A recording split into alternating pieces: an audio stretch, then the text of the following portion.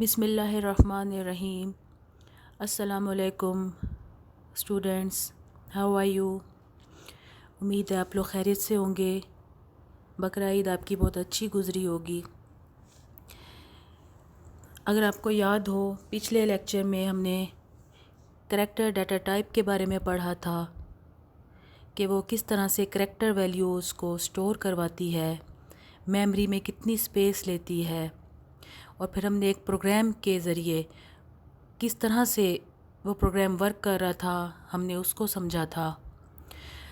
हमने ASCII values को समझा था कि वो किस तरह से न्यूमेरिक वैल्यूज़ को या करैक्टर वैल्यूज़ में कन्वर्ट होती हैं वैल्यूज़, तो क्या कोड बनते हैं उनके। आज के लेक्चर में हम ऑपरेटर्स के बारे में पढ़ेंगे। What are operators and different types of operators in C language.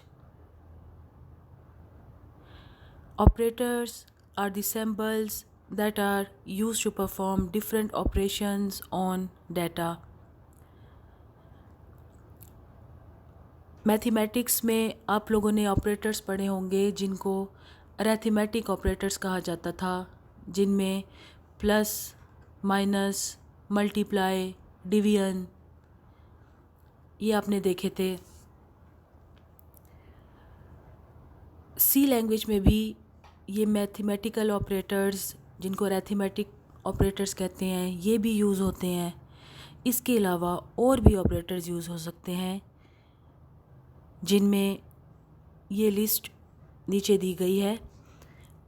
Arithmetic operators, relational operators, logical operators, assignment operators, increment and decrement operators, compound assignment operators.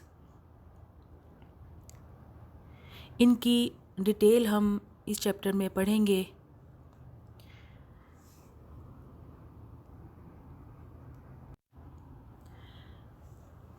Operators की डिटेल पढ़ने से पहले हम ये देखेंगे कि एक्सप्रेशन क्या होता है। What is expression? Give some examples. A statement that evaluates to a value is called an expression. ऐसी स्टेटमेंट जो कि कोई वैल्यू जो है वो ड्राइव करे। An expression gives a single value. जब भी किसी एक्सप्रेशन को हम सॉल्व करते हैं तो उसका रिज़ल्ट एक सिंगल वैल्यू आता है। मैथ में आप याद करें, आपको डिफरेंट एक्सप्रेशंस दिए जाते थे। जब आप उन पे कैलकुलेशन करते थे, सॉल्व करते थे उसको, तो एंड में एक रिज़ल्ट आप लोगों के सामने आता था, एक वैल्यू आती थी। तो यहाँ पे भी बिल्कुल उसी तरह का कॉन्सेप्ट है। An expression consist of operators and operands. बिल्कुल उसी तरह मैथ की तरह कि एक्सप्रेशन में ऑपरेटर्स होते हैं और ऑपरेंड्स होते हैं। ऑपरेटर्स की अभी हमने डिस्कशन की है। मैथ का जैसे मैथमेटिकल अरिथमेटिक ऑपरेटर्स होते हैं, तो यहाँ पे एक्सप्रेशन में ऑपरेटर्स और ऑपरेंड्स से क्या मुराद है कि अगर हम प्लस कर रहे हैं दो नंबर्स को, तो उन दो नंबर्स में जो बीच में ऑपरेटर यूज़ हो रहा होगा वो प्लस का ऑपरेटर यूज़ हो रहा होगा। लेट्स से हम दो नंबर जैसा कि 2 और 3 को ऐड कर रहे हैं, तो 2 + 3 ये हमारा एक्सप्रेशन है, और इस एक्सप्रेशन में ऑपरेटर क्या होगा? प्लस, और ऑपरेंड्स यहाँ पे दो यूज़ हो रहे हैं, 2 और 3।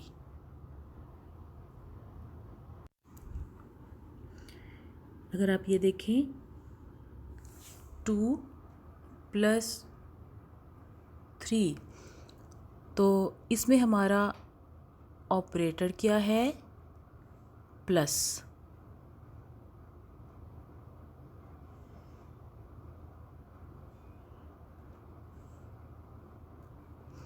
और ये 2 इधर करती हूँ, 2 और 3 ये हमारे क्या हैं, operands.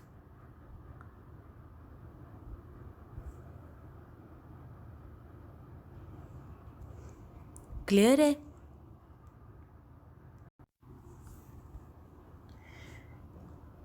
An operator is a symbol that performs some operation। जैसे कि 2+3 में प्लस जो है वो कोई ऑपरेशन परफॉर्म कर रहा है, यानी कि ऐड का काम कर रहा है 2 और 3 के, 2 और 3 को ऐड करने का वो काम कर रहा है। तो ऑपरेटर हमेशा क्या है कि ऐसा सिंबल जो कि कुछ ऑपरेशन परफॉर्म करवाता है, कोई टास्क परफॉर्म करवाता है। Operand is the value on which the operator performs some operation. जबकि ऑपरेंड क्या है कि ऐसी वैल्यू जिस पे ऑपरेटर कुछ ऑपरेशन परफॉर्म करवाता है। इन दोनों की अलग अलग ये एक डेफिनेशन भी है। इन दोनों लाइंस को आप इनकी एज ए डेफिनेशन आप हाईलाइट कर सकते हैं। Operand can be a constant, variable और कम्बिनेशन ऑफ बोथ। ऑपरेंड यानी कि जो अभी हमने एग्जांपल देखी 2 और 3, ये भी हो सकते हैं कांस्टेंट, यानी ये दोनों कांस्टेंट वैल्यूज़ भी हो सकती हैं। वेरिएबल भी हो सकता है, ए बी सी कोई भी हम वेरिएबल ले सकते हैं, या कम्बिनेशन ऑफ बोथ कि वेरिएबल भी हो सकता है, कांस्टेंट भी हो सकता है। एक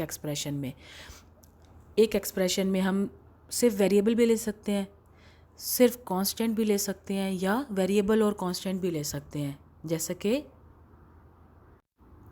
ये हमने एग्जांपल ली तो A+3 ये भी हो सकता है, कम्बिनेशन ऑफ बोथ। इसी तरह A+B ये भी हो सकता है, दोनों वेरिएबल्स हैं। और ये जो भी हमने देखी थी एग्जांपल, ये दोनों कांस्टेंट है। क्लियर?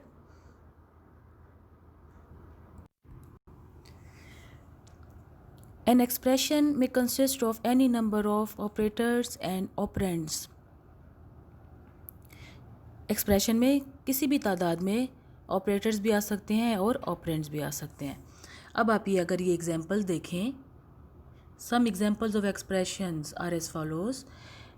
A+B ये दो वेरिएबल्स हैं, M/n ये दो वेरिएबल्स हैं जो कि डिवीजन हो रही है, X+100 यहाँ पे वेरिएबल और कांस्टेंट कम्बिनेशन यूज़ हो रहा है।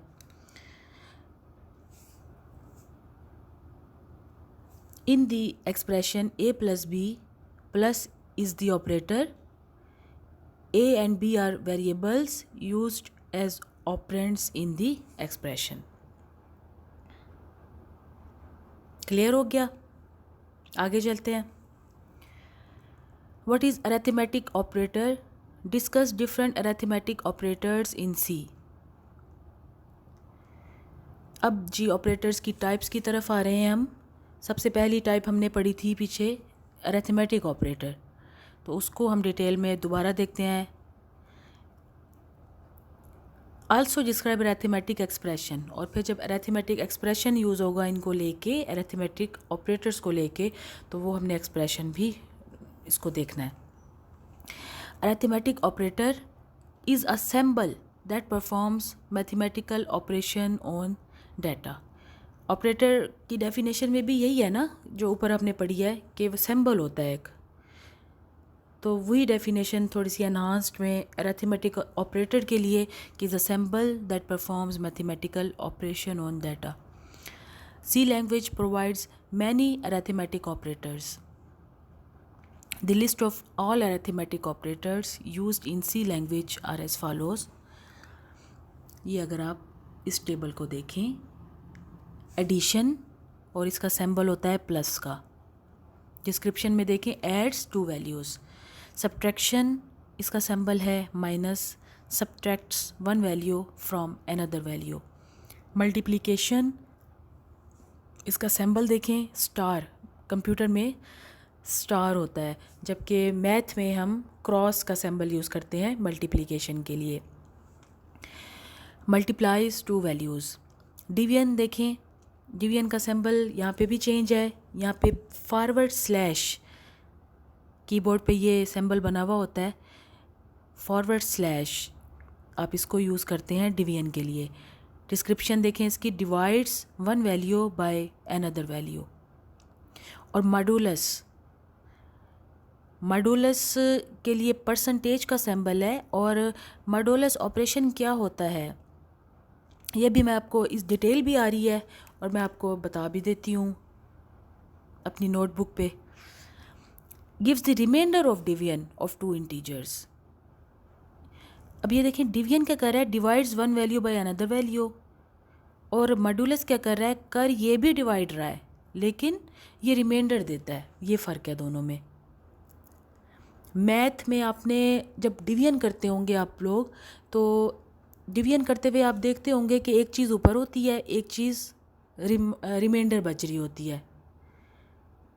तो ये जो मॉडुलस ऑपरेटर है ये रिमाइंडर हमें देता है, और जो डिवीजन का ऑपरेटर है ये हमें ऊपर का, जो ऊपर की वैल्यू होती है कोशेंट, वो हमें देता है। कैसे, ये मैं आपको बताती हूँ। जी ये देखिए आप, अगर कि 10 को हम 3 पे जब डिवाइड करते हैं तो 3 3s आर 9 होता है, और नीचे देखें 1 बच रहा है। तो जब सी लैंग्वेज में आप डिवीजन का सिंबल यूज़ करेंगे, यानी कि 10 डिवाइडेड बाय 3, तो हमारा आंसर हमें क्या मिलेगा, ये ऊपर वाला कोशेंट ये मिलेगा 3। और अगर आप मॉडुलस ऑपरेटर यूज़ करते हैं 10 मॉडुलस 3, तो हमारा आंसर हमें क्या मिलेगा, ये वाला 1। ठीक है, उम्मीद है ये आपको समझ में आ गई होगी। अब ये इसकी डिटेल बताई हुई है मॉडुलस ऑपरेटर की। Some important points about modulus operator are as follows. Modulus operator is also called reminder operator. ये आपको इसका दूसरा नाम भी पता होना चाहिए, MCQs में भी पूछ सकते हैं। The modulus operator works only with integer values. ये सिर्फ इंटीजर वैल्यूज़ के साथ काम करता है और किसी के साथ नहीं करता है, फ्लोटिंग पॉइंट नंबर्स के साथ नहीं करता। If modulus operator is used with the division of 0, the result will always be 0। For example the expression 0 modulus 5 will give 0 as a result. इसका क्या मतलब है कि इंटीजर के साथ ही काम कर रहा है ना। अगर ये फ्लोट के साथ काम करता, हम डिवीजन करते फ्लोट की, तो 0 डिवाइडेड बाय 5 हमें एक पॉइंट्स में वैल्यू ज़रूर रिज़ल्ट देता होता है, लेकिन जो कि ये इंटीजर्स के साथ काम करता है तो हमें रिज़ल्ट सिर्फ 0 दे देगा। In expression like 3 modulus 5, 3 is not divisible by 5, इस रिज़ल्ट इज़ 3। छोटी वैल्यू को जब आप बड़ी वैल्यू पे डिवाइड करते हैं तो वो छोटी वैल्यू ही रिमाइंडर बच जाती है। अगर फ्लोटिंग पॉइंट के साथ ये काम करता तो फिर तो ये क्या करना था इसने कि पॉइंट्स में हमें आंसर दे देना था, लेकिन ऐसा नहीं होता ना। ये सिर्फ इंटीजर के साथ काम कर रहा है, तो ये इसने इंटीजर ही रिज़ल्ट रखना है, तो रिज़ल्ट हमारा फिर 3 ही रहेगा इसका। उसके बाद है अरिथमेटिक एक्सप्रेशन। क्या होता है? A type of expression that consists of constants, variables and arithmetic operators is called arithmetic expression. Arithmetic expression की दोबारा वो बात कर रहा है कि जिसमें कॉन्स्टेंट्स भी आ जाते हैं, वेरिएबल्स भी आ जाते हैं और अरिथमेटिक ऑपरेटर्स भी आ जाते हैं। These expressions are used to perform arithmetic operations. Actually expressions का पर्पस क्या होता है? अरिथमेटिक ऑपरेशंस परफॉर्म करवाना। एन अरिथमेटिक एक्सप्रेशन में contain integers and floating point numbers. और अरिथमेटिक एक्सप्रेशन में इंटीजर्स भी आ सकते हैं और फ्लोटिंग पॉइंट नंबर्स भी आ सकते हैं। फ्लोटिंग पॉइंट जैसे कि डेसिमल पॉइंट के साथ जो वैल्यूज़ होती हैं और डेसिमल पॉइंट के बाद जो वैल्यूज़ होती हैं वो भी फ्लोटिंग पॉइंट में आ जाती हैं।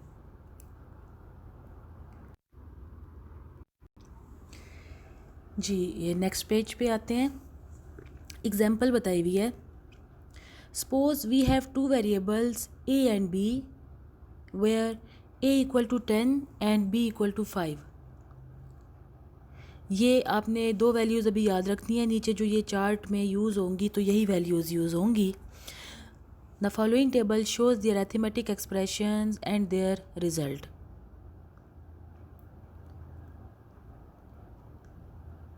अब देखें टेबल ज़रा। a प्लस बी, ऊपर आपने देखा था a में 10 था और b में 5 था, तो रिज़ल्ट a प्लस बी का क्या होगा? 15। ये अब आपको क्लियर नज़र आ रहा होगा। a माइनस बी देखें अगर,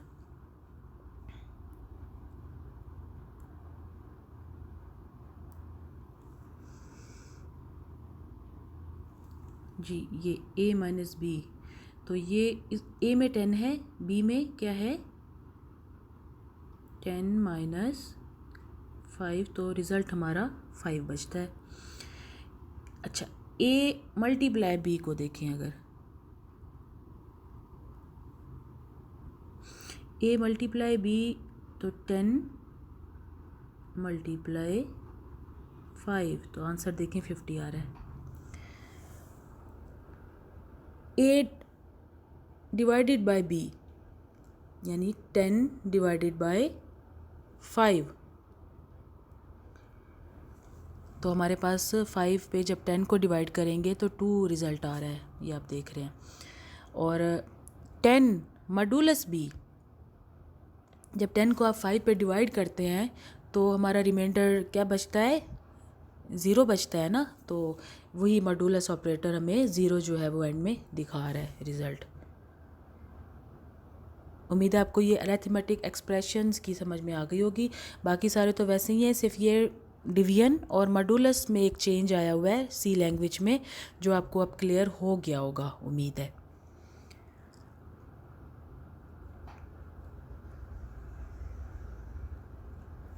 उसके बाद है briefly explain the working of division operator. वो कह रहा है कि डिवीजन ऑपरेटर की जो है ना वर्किंग को एक्सप्लेन करें। The manipulation of division operator is different from other operators. Division operator का वो कह रहा है कि ये बाकी ऑपरेटर से ये ज़रा मुख्तलिफ है। The result of division operation is always an integer if both the divisor and dividend are integers. यानी डिवाइज़र और डिवाइडेंड, यानी जिसने डिवाइड करना है और डिवाइडेंड जिसने डिवाइड होना है, अगर ये दोनों इंटीजर्स हैं तो फिर क्या होगा? इसका रिज़ल्ट जो है वो हमेशा इंटीजर होगा। और फिर क्या होगा कि जो फ्रैक्शनल पार्ट है वो ट्रंकेटेड, यानी कि उसको वो स्किप कर देगा। Example, the result of 7.0 divided by 2.0 is 3। Sorry मैं आगे पढ़ गई। The result of 7 divided by 2 is 3.5, but the result 7 divided by 2 is 3.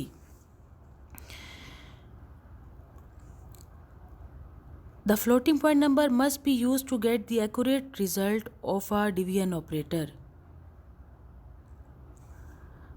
Floating point number क्या होता है? Must be used to get the accurate result of the division operator. कि अब ये इनको यूज़ कब करते हैं कि हम चाहते हैं कि हमारा रिज़ल्ट जब एक्यूरेट आए तब हम इनका यूज़ करते हैं। ये हम डिस्कशन कर चुके हैं पहले भी कि फ्लोटिंग पॉइंट लेना क्यों ज़रूरी है हमारे लिए।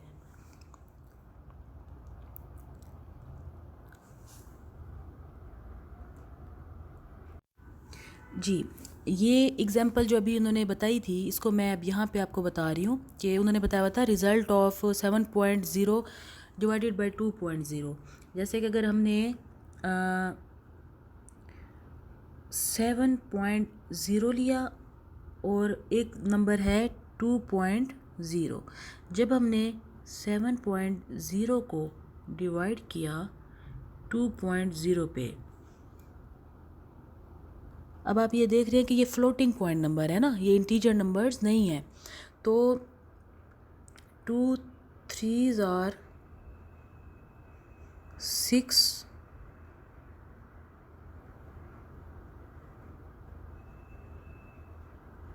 रिमाइंडर हमारे पास 1 बचा। और जब हम यहाँ पे ज़ीरो लगाते हैं तो वहाँ पे पॉइंट लगाते हैं, आपको ये मैथ अगर आता है तो 2.0 को जब हम डिवाइड करेंगे 10 पे तो 2.25 आर 10 और रिमाइंडर हमारे पास 0 बच गया। अब हमारा जो रिमाइंडर है वो 0 आ रहा है और हमारा जो क्वेश्चन का रिज़ल्ट आ रहा है वो 3.5 आ रहा है। इसकी वजह ये थी कि 7 भी फ्लोटिंग नंबर था, 7.0 दिखाया हमने, और 2 भी पॉइंट के साथ था, ये भी फ्लोटिंग नंबर था। तो फ्लोटिंग नंबर की डिवीजन में तब तो हम इस तरह से पॉइंट्स लगा लेते हैं और आगे फ्रैक्शनल वैल्यू जो है वो हम डिस्प्ले करवा सकते हैं। लेकिन इन केस अगर ये हमारे दोनों फ्लोटिंग नंबर नहीं है, ये दोनों हमारे क्या हैं, इंटीजर नंबर्स हैं, यानी 7 और 2 हैं, इनके साथ 0.0 नहीं है, तो ये इंटीजर नंबर्स हैं। तो अब हम जब इनको डिवाइड करेंगे 7 पे, जब हम 2 को डिवाइड करेंगे तो 2 3 आर 6 और रिमाइंडर बच गया 1, तो इसका हमारे पास डिवीजन ऑपरेटर का रिज़ल्ट सिर्फ 3 आएगा, क्योंकि पॉइंट में हम शो नहीं करा सकते वैल्यू, नंबर जो इंटीजर है। ठीक है, ये क्लियर हो गया आपको? इजी कॉन्सेप्ट है बिल्कुल, कि इंटीजर नंबर्स जो है वो हमेशा इंटीजर पार्ट ही दिखाते हैं रिज़ल्ट में। डिवीजन ऑपरेटर में रिज़ल्ट जो आता है वो इंटीजर पार्ट आता है सिर्फ, और अगर फ्लोटिंग पॉइंट नंबर्स हैं तो तब वो पॉइंट में भी रिज़ल्ट आ जाता है पूरा।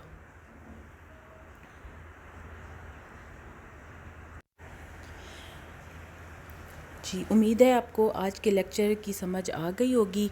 आप इस लेक्चर को पढ़ें, इसको समझें, और समझ ना आने की सूरत में मुझे कमेंट करें, और इसको आप लाजमी अंडरस्टैंड कर लें। मैं कल आप लोगों से इससे रिलेटेड क्वेश्चनिंग करूँगी।